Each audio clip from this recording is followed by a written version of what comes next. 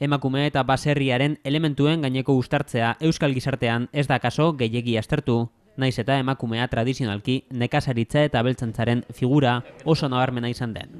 Hala, Isabel de Gonzalo eta Letizia Urretabizkaiaren gidaritzan, emakume baserritarraren inguruko txostena plazaratu da, ene eta emakunderen laguntzarekin.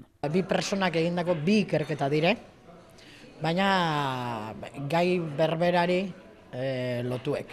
Zeintzu dizen diskriminaziora eruten gaituen jarduerak, politikak, bizitza harremanak eta bar, aztertzen ditu kritiko, era kritiko baten, hori bi azterketak, da zen ikuspuntu feministatik eta era kritiko baten, eta ondorio batzuk lortzeko agenda politiko baterako. Hala, elikadura burujabetzaren ikuspegitik iragana eta orainaren analiziak bideratzeaz bat, emakume eta baserriaren gaineko hausnarketak ere plazaratzen ditu liburuak. Egun existitzen diren zailtasunei egin behar die aurre oraindik ere nekazaritzako langile den emakumeak.